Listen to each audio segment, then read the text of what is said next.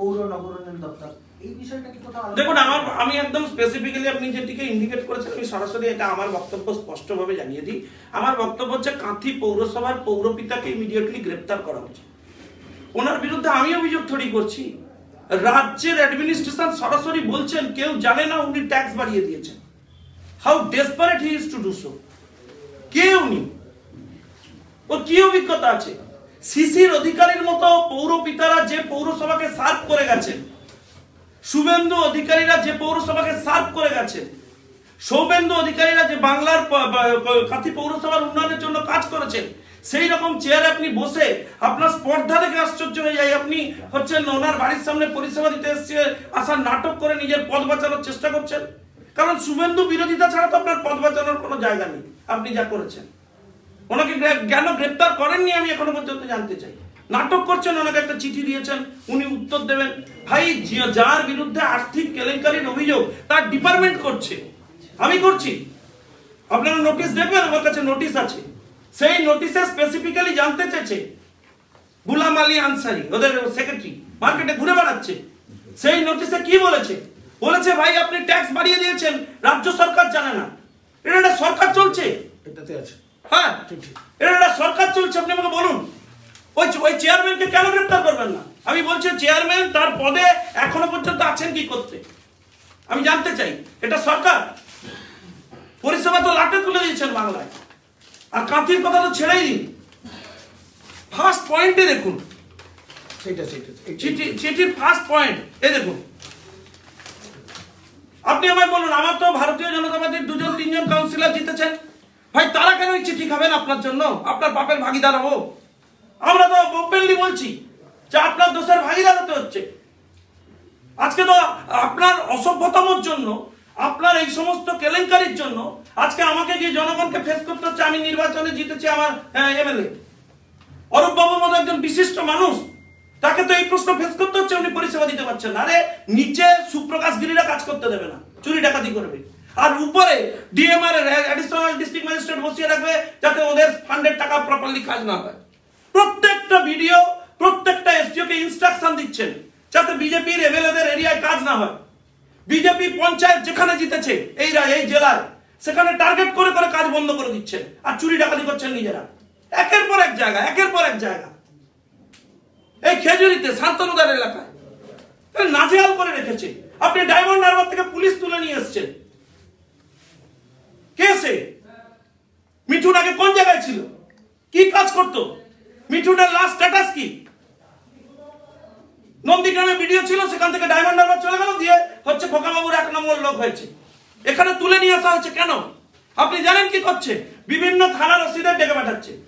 সমস্ত থানা রসিদার বলছে যে ভারতীয় জনতা পার্টির কোন কোন ছেলেরা সেকেন্ড লেভেল থার্ড লেভেলে কাজ করছে, তাদেরকে ডেকে থানায় বলছে হয় টাকা নাও, হয় সেটেলমেন্ট করো, না হলে তোমার এগেইনস্টে মিথ্যা মামলা দেবো। বিজেপি করা যাবে না, এইভাবে জেতাবেন তৃণমূলকে। আরে মানুষ আপনাদের সাথে নেই।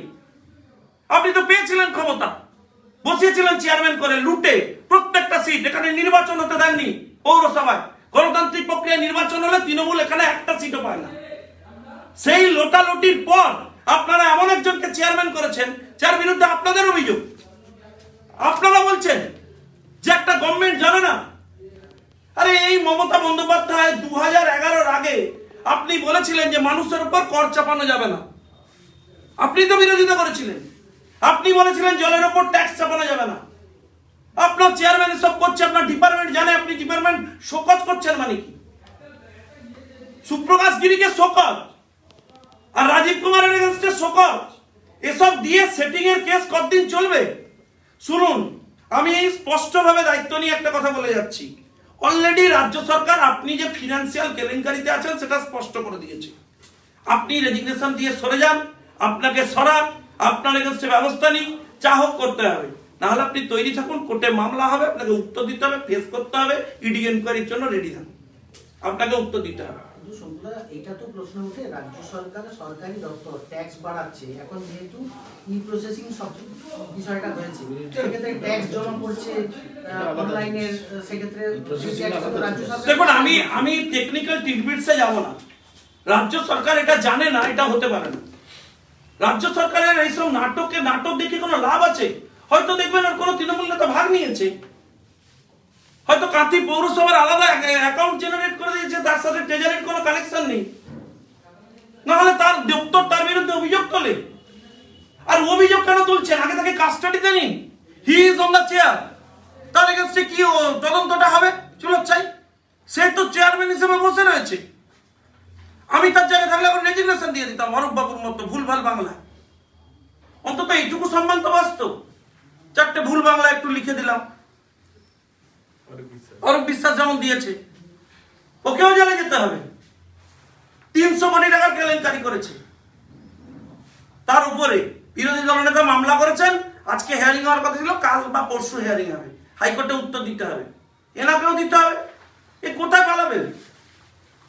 এখন পরিষ্কার করতে এসেছিলেন হচ্ছে শুভেন্দু বাবুর ঘরের সামনের অঞ্চল, এখন আমরা কাঁথিকে পরিষ্কার করব, দরকার হলে আইনের সাহায্য নিয়ে করব, আপনাকে পদ থেকে সরিয়েই করব। আপনাদের যে বিজেপির যে 3জন কাউন্সিলর আছে, সেক্ষেত্রে তাদের যে তো এটা দলীয় পলিসি, এই ব্যাপারে আমি এখনই কোনো মন্তব্য করব না। এখানে জেলা যারা সাংগঠনিক দায়িত্বে আছেন তারা এটা নিয়ে বলবেন, ওদের সাথে কথা বলে নেবেন। আমরা জেনারেল পলিসিতে আমাদের বক্তব্য ইজ ভেরি ক্লিয়ার।